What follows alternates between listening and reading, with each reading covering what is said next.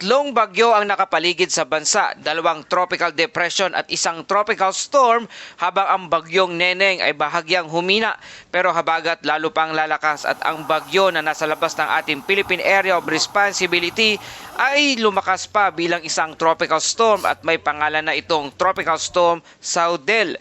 Ano ang epekto nito sa bansa ngayong araw at ang mga direksyon nito? Tatawid ba ng Luzon? Magandang araw Pilipinas, ngayong araw ng Huwebes, August 20, 2026. Panibagong araw na naman na mahalagang pagbabago sa ating panahon. Kung inaakala nating tapos na ang banta dahil bahagyang humina ang Tropical Depression Neneng o Bagyong Neneng, hindi pa panahon para maging kampante. Dahil sa ngayon, tatlong magkakaibang weather system ang dapat nating bantayan sa mas malawak na paligid ng ating bansa. Una, nandyan ang Tropical Depression Neneng o Bagyong Neneng na patuloy na kumikilos pa hilagang kanluran sa dagat silangan ng Taiwan. Ikalawa, ang isa pang Tropical Depression sa kanluran naman na Extreme Northern Luzon na bagamat malayo na sa ating bansa ay patuloy pa ring binabantayan. At ang ikatlo, ito ang bagong development. Ang dating tropical depression na nasa silangan ng northeastern Mindanao ay lumakas bilang isang tropical storm at pinangalanan na itong Saudel. Pero bago tayo tumingin sa mga bagyo, may isang bagay na kailangan tandaan. Sa ngayon, hindi direktang hangin ng isang bagyo ang pangunahing problema para sa malaking bahagi ng ating bansa. Ang mas malawak at mas matagal na banta ay ang southwest monsoon o habagat na patuloy na nagdadala ng moisture at ulan sa Luzon at Visayas. At ngayong araw may mga lugar na maaring makaranas ng 100 hanggang 200 mm na buhos ng ulan. Yan ang numerong hindi dapat baliwalain. Kaya kung nasa Pangasinan, Zambales o Bataan kayo, makinig ng mabuti hanggang sa dulo ng ating weather updates. Dahil ang tanong ngayong araw ay hindi lamang may bagyo ba. Ang mas mahalagang tanong ay saan pinakamalakas ang ulan, gaano kataas ang panganib ng pagbaha at pagguho ng lupa, at ano ang dapat nating bantayan sa mga susunod na 24 oras. Para naman maging updated ka lagi sa panahon, i-like, i-share at mag-subscribe lang dito sa ating channel.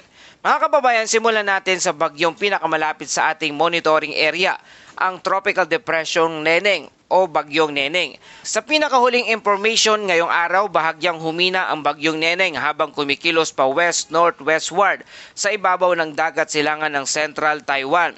Ang sentro ng Tropical Depression Neneng ay tinatayang nasa layong 375 kilometers northeast ng Itbayat, Batanes. Ang maximum sustained winds nito ay nasa 45 kilometers per hour malapit sa sentro, habang umaabot naman sa 55 kilometers per hour ang pagbugso ng hangin nito.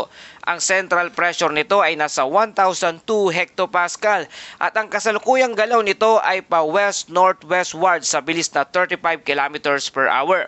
Ibig sabihin mga kababayan, mabilis ang displacement ng Bagyong Neneng. At may isang mahalagang detalye, umaabot hanggang 420 kilometers mula sa sentro nito ang malalakas na hangin. Pero sa kabila nito, sa kasalukuyan, wala tayong tropical cyclone wind signal na nakataas sa anumang bahagi ng ating bansa. Mahalagang linawin dahil ang pagkakaroon ng isang tropical depression sa paligid ng bansa ay hindi otomatikong nangangahulugan na may wind signal na agad. Ang wind signal ay nakabatay sa inaasahang epekto ng hangin sa isang lugar. At ang sitwasyon ngayon, ang sentro ng Bagyong Neneng ay nananatiling malayo sa pangunahing landmass ng ating bansa. Ngayon, maaring itanong ninyo kung humina naman ang Bagyong Neneng, bakit kailangan pa rin natin itong bantayan? Simple lang ang sagot mga kababayan, dahil ang weather system ay hindi lamang tungkol sa lakas ng hangin na mismong sa sentro. Ang isang tropical cyclone ay maaring magkaroon ng epekto sa atmospheric circulation at sa moisture distribution sa malawak na lugar. At sa kasalukuyang sitwasyon, ang malaking weather story ay hindi lamang ang Bagyong Neneng. Ito ay ang kombinasyon ng Bagyong Neneng, habagat at iba pang tropical disturbances. At kapag nagkataon na nagkaroon ng interaction sa pagitan ng mga weather system na ito, maaring magbago ang distribution ng intensity ng ulan. Kaya kahit walang direktang landfall dito sa ating bansa, maaari pa rin magkaroon ng malalakas na pag-ulan sa ilang lugar. At ito ang dahilan kung bakit hindi natin dapat tingnan ang isang bagyo lamang. Para naman sa track outlook ng bagyong Neneng, inaasahang kikilos sa pangkalahatang direksyon sa northwestward. Maaari itong dumaan malapit o maglandfall sa hilagang bahagi ng Taiwan mula ngayong Huwebes ng gabi hanggang sa unang bahagi ng Biyernes. At napakahalaga nito, ang sentro ng bagyong Neneng ay inaasahang mananatili sa Philippine Sea sa buong forecast period. Kaya para sa Pilipinas, ang pangunahing concern ay hindi ang direktang landfall ng sentro nito. Ang dapat nating bantayan ay ang ulan at hangin at posibleng epekto nito sa habagat. Sa mga susunod na 24 oras, inaasahang mananatiling tropical depression pa rin ang bagyong Neneng. Ngunit posible rin ang mas maagang paghina nito. At kapag tuluyan na itong humina, maaari itong mag-iisang remnant low sa ibabaw o malapit sa Taiwan pagsapit ng Biyernes ng umaga. Kaya ang isang mahalagang development na dapat nating abangan, gaano kabilis tuluyang hihina ang bagyong Neneng habang papalapit sa Taiwan. Dahil ang bilis ng paghina nito ay maaring makaapekto sa kung gaano kalaki ang magiging contribution nito sa sirkulasyon ng panahon sa ating bansa. Ngayon, punta tayo sa pinakamahalagang bahagi ng ating update, ang Southwest Monsoon o habagat. Ito ang weather system na patuloy na nakakaapekto sa Luzon at sa ilang bahagi ng Visayas. At ngayong araw, hindi lamang simpleng kalat-kalat na ulan ang ating pinag-uusapan. May mga lugar na nakataas ang rainfall outlook na 100 hanggang 200 millimeters na buhos ng ulan. At sino ang nasa pinakamataas na alerto? Ang lugar ng Pangasinan, Zambales at Bataan. Ulitin natin, ang Pangasinan ay maaring makaranas ng 100 to 200 millimeters na buhos ng ulan kasama ang Zambales at Bataan. Ito ang mga lugar na dapat talagang seryosohin ang posibilidad na pagbaha at pagguho ng lupa. Lalo na sa mga lugar na mabababang lugar, malapit sa ilog, flood-prone communities, paanan ng bundok, steep slopes at mga lugar na nakaranas na ng maraming ulan nitong mga nakaraang araw.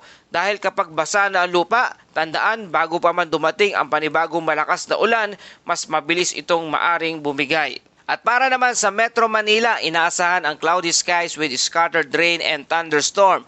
Ang sanhi ay southwest monsoon o habagat. Ano ang epekto? Posible ang flash flood at landslide dahil sa moderate hanggang at times heavy rain.